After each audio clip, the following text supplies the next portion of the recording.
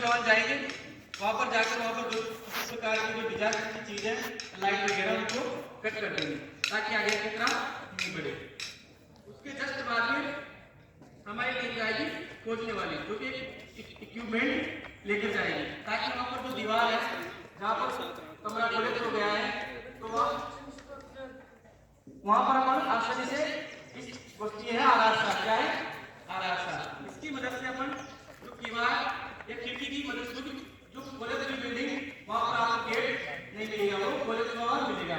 तो अपन साइड से देखेंगे कोई दरवाजा खिड़की की तरफ से तो इस इक्विपमेंट की सहायता से उसको आसानी से काट कर अपन अंदर जा सकते हैं। ये आरासा से अपन स्टील कंक्रीट की दीवार और ईंट की दीवार आती है इसको आसानी से काट सकते हैं। इस प्रकार की ग्रेड होती है ये गाइडेंस होती है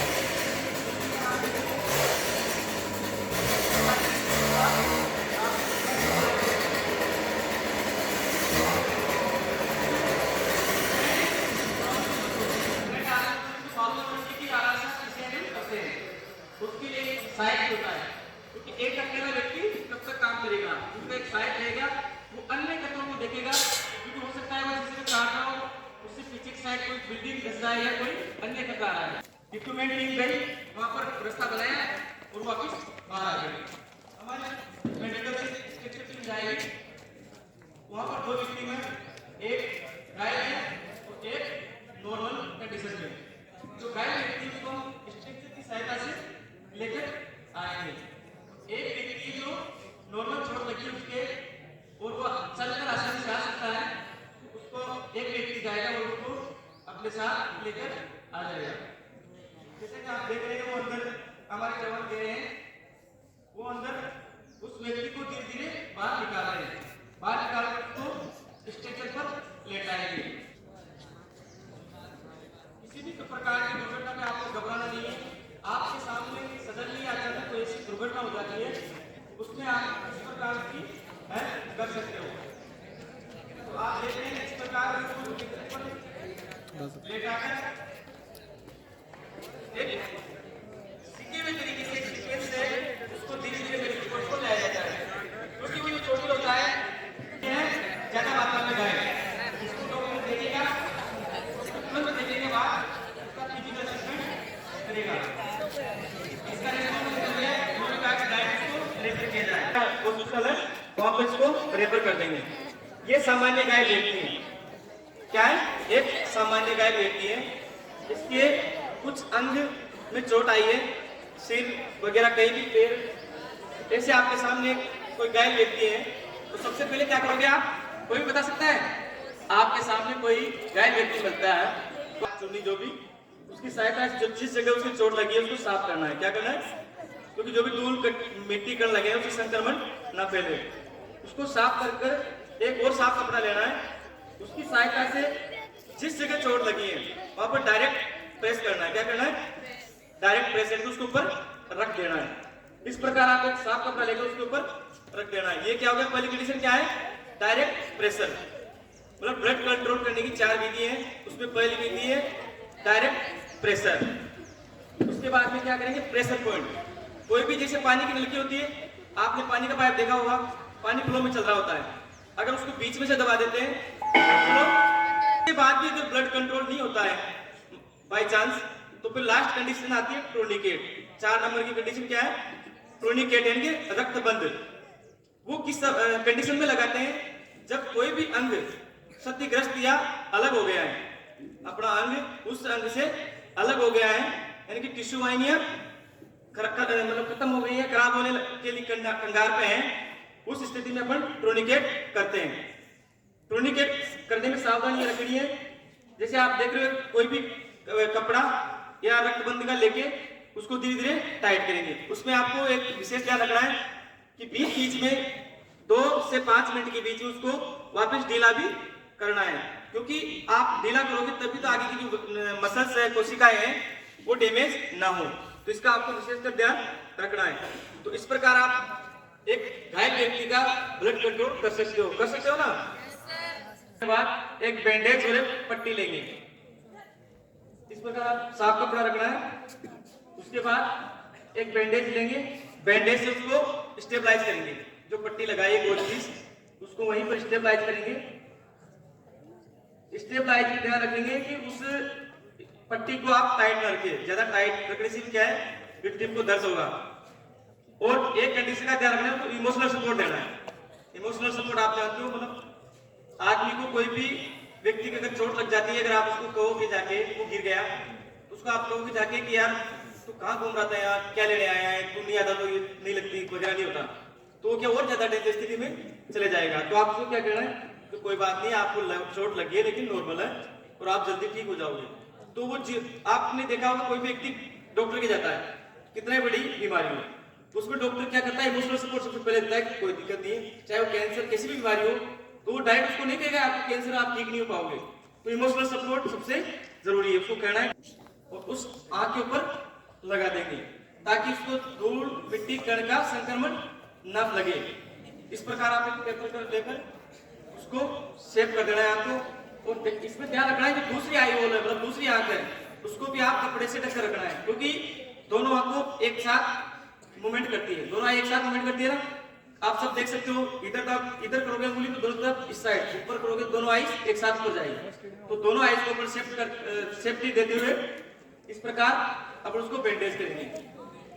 फर्स्ट एड टीम में कौन कौन है? फर्स्ट एड वाली टीम में जो बनाई थी बैंडेज में आप सबको एक चीज का स्पेशल ध्यान रखना है, कोई भी टीम गाइड मिलता है आपको तो आपको सबसे उसको एक ध्यान रखना है कि उसको आरामदायक स्थिति में ले जाना है सबसे पहले। उसके बाद आप उसको इमोशनल सपोर्ट बीच में देते रहना है। इस प्रकार आप सभी आंख का ट्रीटमेंट भी कर सकते हो। ट्रीटमेंट का मतलब है प्राइमरी, अपन क्या है फर्स्ट रेस्पॉन्डर है, मतलब घटनास्थल पर उपस्थित वह कर्मचारी जो उस व्यक्ति को घटनास्थल से हॉस्पिटल तक जो भी ट्रीटमेंट अफोर्ड कराएगा वो क्या होता है एमए पॉइंट के फर्स्ट मेडिकल फर्स्ट रेस्पॉन्डर होता है। उसकी भूमिका है ये। कितने थे और कौन है? नुकीली चीज को आपको नहीं निकालना है। निकालोगे नहीं निकालोगे? कोई भी व्यक्ति की एक नुकीली चीज लग गई तो आप क्या करोगे तुरंत कंडीशन में? निकालना नहीं है। क्यों? क्योंकि कोई चीज चुभ गई तो जितना उसको नुकसान करना था उसने कर लिया, लेकिन आप अगर उसको वापस बाहर खींचोगे अपने तरीके से तो और ज्यादा नुकसान पहुंचाएगी। तो अपने को क्या करना है, अपन as a medical first responder के नाते उसको वहीं पर स्टेबलाइज करना है, मतलब उसको वहीं पर स्थिर करना है। स्थिर इस प्रकार करना है, डू नॉट बनाना है। जैसे आपको घर में चुंबली देखा होगा सामान्य भाषा में, एक गोल डू नॉट बनाना है, उसको इस प्रकार सरिया जो भी चीज निकली हुई उसके ऊपर से उसको डालना है, फिर उसको एक पट्टी की सहायता से उसी जगह स्टेबलाइज कर देना है ताकि वो हिले डुले नहीं और घाव ज्यादा नहीं बढ़े। तो उसको वहीं पर स्टेबलाइज कर उसको अपन को एम्बुलेंस या हॉस्पिटल में पहुंचाना है। आप तब तक उसको नहीं छोड़ना है तब तक कोई एम्बुलेंस या कोई नर्सिंग कर्मचारी नहीं आए, क्योंकि बीच में छोड़ के जाओगे तो उसमें आपका भी नुकसान हो सकता है। तो आप क्या करोगे उसको, आजकल क्या है गवर्नमेंट की तरफ से भी, पहले क्या होता था कोई भी केस या दुर्घटना में गवाही ली जाती थी, पहले कानून बुलाया जाता था उसको। आजकल क्या है आप अगर हेल्प करते हो मेडिकल या हॉस्पिटल तक पहुंचाते हो किसी व्यक्ति को तो आपको राज्य सरकार की तरफ से या सीएमएचओ की तरफ से आपको प्रोत्साहन या प्रशंसा प्रमाण पत्र भी दिया जाता है। तो उसका आप पालन करो और अधिक से अधिक मात्रा में आपके सामने कोई व्यक्ति घायल है तो उसको बचाने का प्रयास हुआ है और क्या हम इसका ट्रीटमेंट कर सकते हैं। अगर वो व्यक्ति आपको अनुमति देता है तो ठीक है, वरना उस प्रपंच में नहीं पड़ना है। या फिर अगर उसका कोई जानकार नहीं है, उसका कोई रिलेटिव नहीं है, तो आप उपस्थित कोई भी व्यक्ति से आप उसकी अनुमति ले सकते हो। इस प्रकार आपके सामने कोई हार्ट अटैक या घायल व्यक्ति पड़ा हुआ है तो आप सबसे पहले जाना उसके आसपास की जो भी डेंजरस चीजें हैं, उसके आसपास जो भी चीजें पड़ी हुई हैं उनको एक तरफ हटाना है। हटाने के बाद आप देखेंगे उसकी कोई अमूल्य चीज ना हो। अगर उसके पास में कोई अमूल्य चीज है तो उसकी जानकारी किसी व्यक्ति को दे दे ताकि आपके ऊपर कोई ब्लेम ना लगे कि इन्होंने ट्रीटमेंट किया है और इनकी वो अमूल्य चीजें थी। बाद में ब्लेम लगाते आदमी, तो आप उनको एक तरफ रख दें और उसकी फोटो या वीडियोग्राफी रखें। इस प्रकार आप उसके सबसे पहले शूज आउट कर देंगे, कपड़ों को ढीला कर देंगे, आरामदायक स्थिति में ले लेंगे। उसके बाद उसका रेस्पॉन्स चेक करेंगे। क्या करेंगे? रेस्पॉन्स। आप पूछोगे कि सर आप ठीक हो, हे आर यू ओके? क्या पूछोगे? हे आर यू ओके? क्या आप ठीक हो? अगर वो रेस्पॉन्स देता है हाथ तो हटा। ठीक है, हाथ हटा। अगर वो रिस्पॉन्स नहीं दे रहा है तो आपको क्या करना है, ईएमएस यानी कि सबसे पहले एम्बुलेंस को अलर्ट करना है। एम्बुलेंस को आप फोन करोगे, आप उस घटना स्थल की जानकारी दोगे कि इस जगह खैराबाद में जवाहर नवोदय विद्यालय के पास एक व्यक्ति अचानक से बेहोश होकर गिर गया है और उसको हार्ट अटैक की संभावना हो सकती है कि सर आप तुरंत पहुंचे। वो आए, जब तक आप क्या करना है, प्राइवेट ट्रीटमेंट देना है आपको। इस प्रकार आपने उसको रेस्पॉन्स चेक किया। रेस्पॉन्स चेक करने के बाद एक रेस्पॉन्स चेक करने का तरीका है सीएबी। क्या है? Check CAB. सी का मतलब होता है सर्कुलेशन। क्या होता है? आप सबसे पहले उसका सर्कुलेशन चेक करोगे। किस प्रकार? इस प्रकार देखो सभी, क्या पल्स आते हैं? कैरोटिड। इसको क्यों चेक करते हैं? क्योंकि जो अपने हार्ट के सबसे नजदीक पल्स होती है वो होती है कैरोटिड। जब हृदय धड़कना बंद करता है तो सबसे बाद में जो धड़कन कैरोटिड पल्स है वो बंद होती है, और सबसे पहले अगर हृदय स्टार्ट होता है धड़कना तो भी कैरोटिड पल्स ही आती है। तो सबसे पहले क्या करेंगे अपन, उसकी कैरोटिड पल्स चेक करेंगे। आप जब सभी दवा कर देखो, आपको धड़कन मिल जाएगी, सभी को आसानी से पकड़ में आ जाती है। इस प्रकार आप देखोगे कि उसकी कैरोटिड पल्स नहीं चल रही है तो आप क्या देखोगे, सी के बाद क्या था, एयरवे। क्या देखोगे? ताकि उसके मुंह में कोई ऐसी चीज ना फंसी हो या फिर टंग उल्टी ना हो रखी हो। तो देखेंगे कि मुंह में कोई चीज नहीं फंसी हुई है तो एयरवे क्लियर है, यानी कि मुंह बिल्कुल साफ है। तो सर्कुलेशन देख लिया, एयरवे देख लिया, उसके बाद क्या देखेंगे, ब्रीथिंग। क्या देखना है? श्वास। क्या उसकी श्वास आ रही है या नहीं आ रही है? अगर श्वास आ रही है और आप उसको सीपीआर देते हो तो उसको ज्यादा नुकसान हो जाएगा। तो आप क्या देखना है, उसको ब्रीथिंग देख चेक करना है। ब्रीथिंग में भी आप तीन चीज देखोगे। एलएलएफ एक मेथड आता है, क्या आता है, लुक यानी कि देखना, लिसन यानी महसूस करना, सॉरी लिसन यानी सुनना, और फील यानी महसूस करना। इस प्रकार आप देखोगे कान लगाकर तो आप महसूस करोगे कि गरम गरम नाकों से हवा आती है ना। आप देखो सेंसिटिव ऑर्गन होता है। इस प्रकार ब्रीथिंग एब्सेंट है, फिर आप सीपीआर की कार्रवाई करोगे। सीपीआर में देते टाइम एक सावधानी रखनी है कि सीपीआर हार्ड सरफेस पे देनी है। क्या करना है? हार्ड सरफेस पे। क्यों? क्योंकि अगर आप मुलायम सरफेस पे दोगे या गद्दा उस पर या पलंग के ऊपर तो उस पर उस रिब्स का टूटने का डर रहता है। तो आप उसमें सावधानी रखिए कि वहां हार्ड सरफेस होनी चाहिए। क्लियर है ना? हार्ड सरफेस होनी चाहिए। ठीक है, सावधान बैठ, आराम से। सभी सुन रहे हैं? आप देखेंगे कि सीपीआर आपके जीवन में सबसे अमूल्य है। किसी भी घर में आजकल ज्यादातर हार्ट अटैक आ रहा है, हार्ट फेल की घटना बहुत ज्यादा मात्रा में हो रही है। सबको सीरियसली इस चीज को देखना है। ठीक है, उसके बाद में आपने देखा कि उस व्यक्ति के सर्कुलेशन नहीं है, एयरवे क्लियर है और ब्रीथिंग यानी कि श्वास बंद है।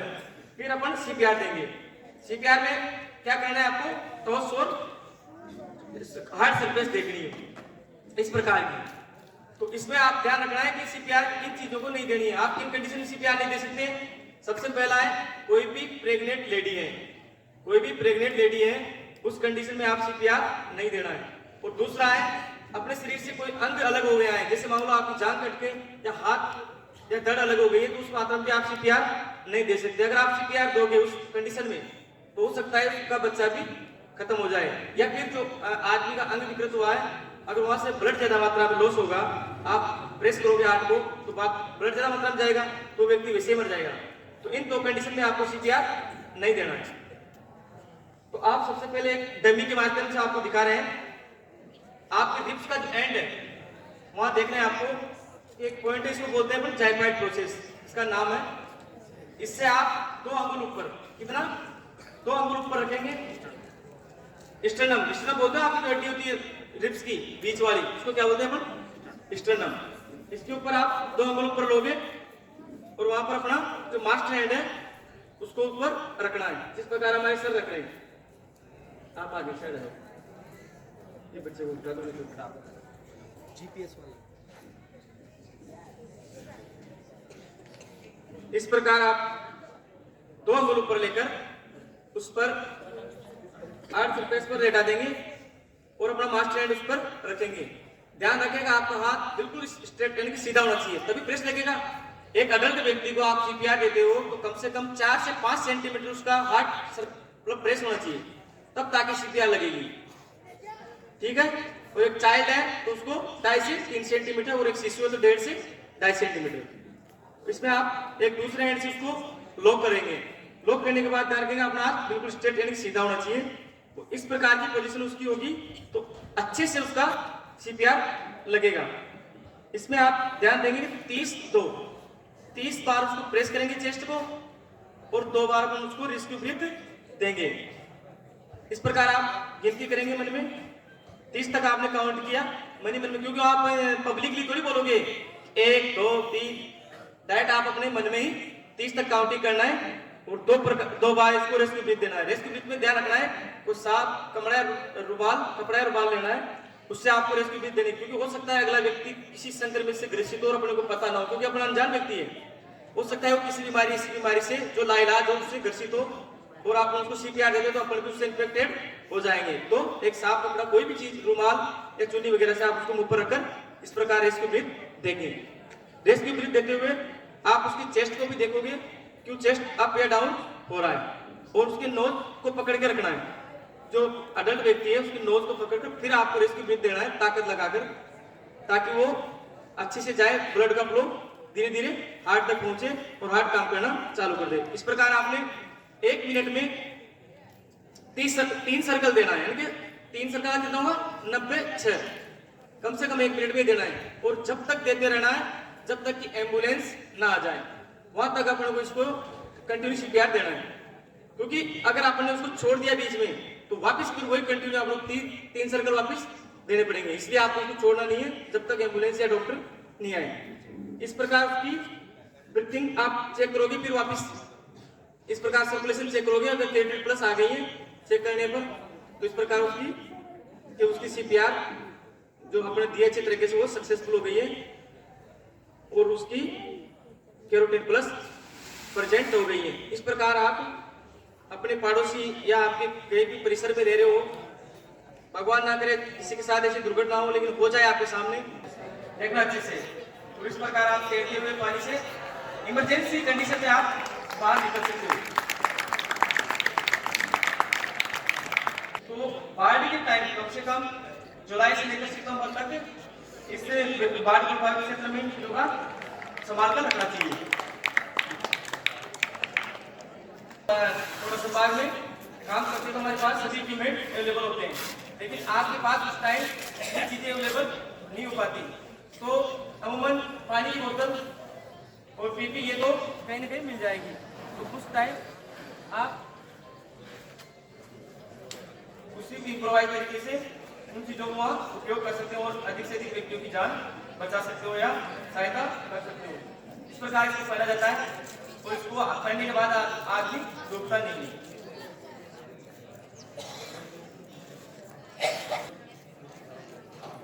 हमारे लाइफ बॉय है, ये थर्माकोल का बना हुआ होता है, ये आदमी को इसमें आसानी से आप 3 या 4 आदमी डूबते नहीं, लेकिन इसको तरीके से पकड़ करना पड़ता है, रस्सी इसकी साइड में उसको। तो हम जाते हैं रेस्क्यू में, तो जैसे मान लो किसी आदमी पार करना निकालना हो तो ये साथ लेकर जाते हैं और ये आसानी से उसको डूबने नहीं देता है और बाहर निकाल लाते हैं।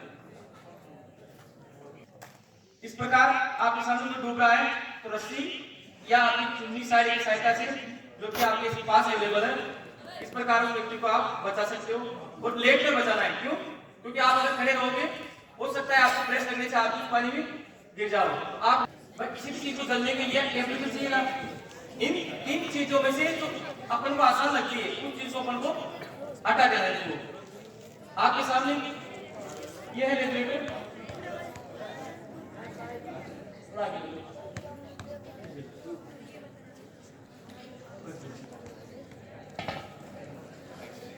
तो आप उस कंडीशन में घबराना नहीं है। आगे आपके सामने क्या था, रसोई का काम सभी प्रत्येक घर में रसोई का काम ऑक्सीजन सिलेंडर हर घर में अवेलेबल है रसोई में। तो इस प्रकार आपके सामने ऑक्सीजन सिलेंडर में या पाइप में आग लगी है, तो इस प्रकार आप उस पर काबू पा सकते हो। तो सबसे आसान तरीका है सिलेंडर में काबू पाने का कि ऑक्सीजन को कट कर दो, और तीनों को एक चीज कट करना है। इस प्रकार आप देख रहे हैं कि आग लग रही है और आग लगने से वो पाइप है उसके बीच में फ्लो होता है, वहां पर आग मतलब जलन नहीं होती है। इस प्रकार आप देख रहे हैं, इसको एक झटके से आप अंगूठे से प्रेस करोगे तो वो आग बुझ जाएगी। ये दो पाइप में आग लग रही है, आपके सामने दो पाइप में आग लग रही है। गैस सिलेंडर नीचे में, तो आपको घबराना नहीं है और सीधा डायरेक्ट क्या करना है, आराम से उस पाइप की होती है उसको प्रेस कर देना है डायरेक्ट।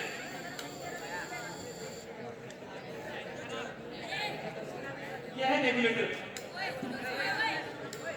आपके सामने रेगुलेटर में आग लग गई है, तो आप इस प्रकार को बुझाओगे। ये देखिए आपको एक वेटिंग होता है बिजली हवा का, वहां पर आपको कोई मैसेज नहीं होगी और इस प्रकार आप प्रेस करोगे और अंगूठा या अंगुली की सहायता से उसको आप एकदम प्रेस करना है झटके से, क्योंकि आग एकदम कटेगी है ना। इस प्रकार आप आसानी से उसको आग को काबू कर सकते हो। आप अगर इन चीजों को भी नहीं कर पाते हो तो लास्ट में होता है कंबल या ब्लैंकेट, कोई भी चीज आप घर वस्तु में, रजाई वगैरह, उसको डायरेक्ट क्या करना है, गीला करना है। डायरेक्ट बाथरूम में गए उसको पानी की टंकी निकाला गीला कर और जो सिलेंडर या पाइप में आग लग रही है रेगुलेटर में, तो डायरेक्ट क्या करना है, उसको उसके ऊपर डाल देना है। क्योंकि अपने को क्या करना है, 6 किलो में से एक चीज डालनी है, वो ऑक्सीजन। ऑक्सीजन को कैसे कम करना है आपको, इस प्रकार डायरेक्ट आप गीला कपड़ा देकर आग को काबू कर सकते हो।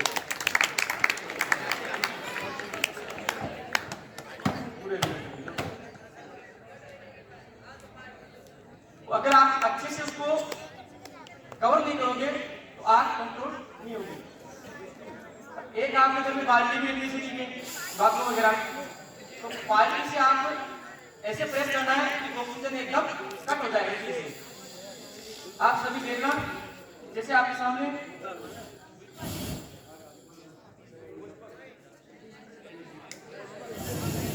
रेगुलेटर में थोड़ी टेक्निकल मिस्टेक है। इस प्रकार आप एक बाल्टी लोगे तो बाल्टी की साइड एकदम प्रेस करना है झटके से, जब आप बहुत अच्छा, इस प्रकार आप आग को काबू कर सकते हैं, वो हमें काम आ जाए। कोई बच्चा ऐसा है जो SBRF का फुल फॉर्म बता सकता है?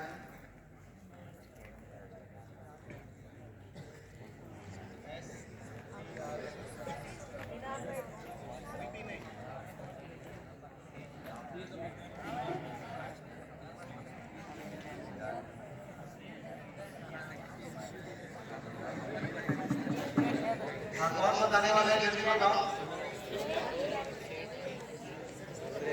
State disaster are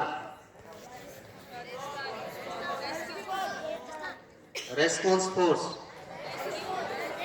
rescue force. I think गलत है, बिल्कुल सही है। देखिए सर ने भी मोहर लगा दी, आप लोग सही है।